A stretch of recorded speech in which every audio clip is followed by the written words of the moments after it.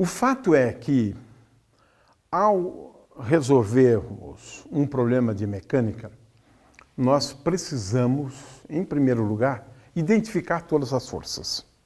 Esse é um passo essencial. Todo problema de mecânica começa pela identificação das forças. Se um corpo está em contato com o outro, tem que levar em conta as forças de contato. Se eu sei que naquela região onde o corpo se move tem um campo elétrico, tenho que levar em conta a força elétrica. Se tem um campo magnético, tenho que levar em conta a força magnética. Se tem um campo gravitacional, e sempre tem um campo gravitacional, devemos levar em conta a força gravitacional.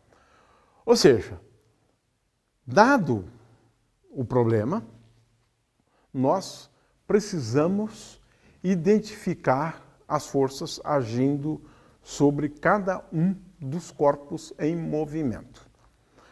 O que a gente faz? É essencial esse passo.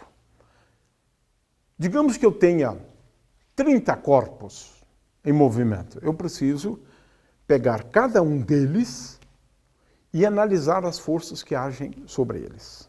Essa análise tem o nome de diagrama de corpo livre, ou do corpo livre. Por quê? Nós pegamos o corpo e colocamos sobre ele todas as forças que agem sobre ele.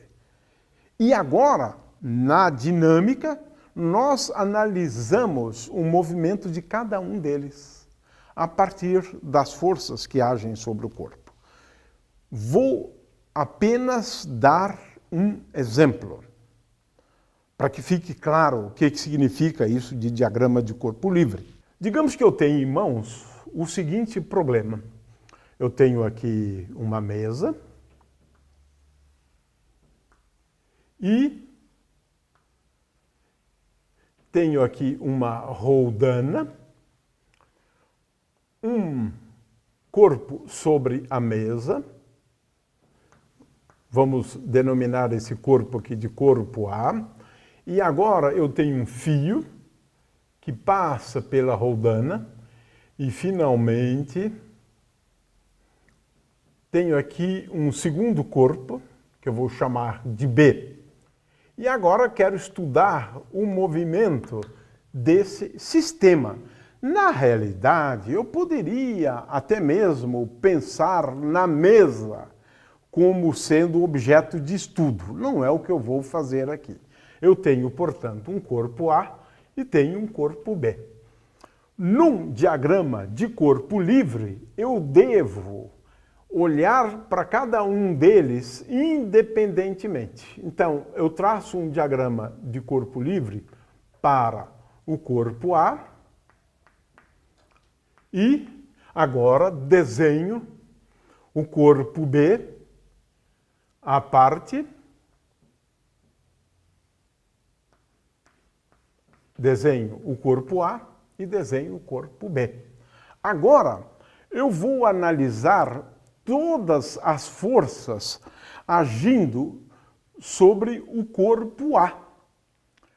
Ora, em primeiro lugar, vamos pensar se existem forças agindo sobre o corpo A. Sim, existe a força gravitacional, a força peso. Coloco, por exemplo, aqui a força peso do corpo A, MA vezes G.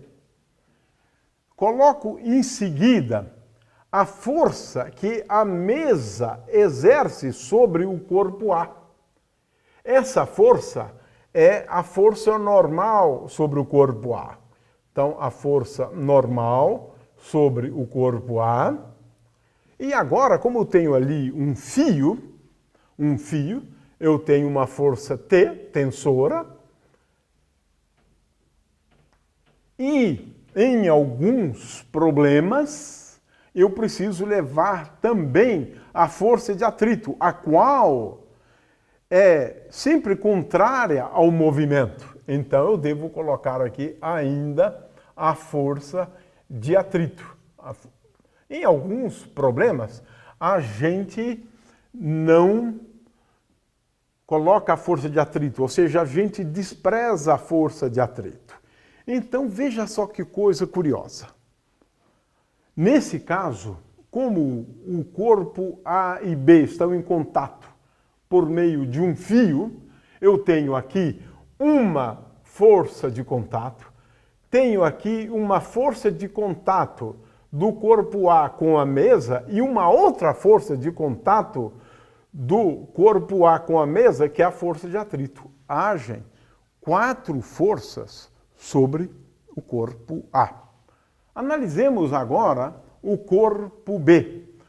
No corpo B, eu consigo enxergar apenas, e existem apenas, 2 forças. A primeira força é a força-peso agindo sobre o corpo B, e nós escrevemos MB vezes G, ou apenas, se quiserem, podem colocar P índice B, a força-peso agindo sobre o corpo B, e, finalmente, a força tensora, T, que é uma força de contato entre o corpo A e o corpo B, mantendo entre eles sempre a mesma distância, a mesma aceleração, como a gente vai ver depois.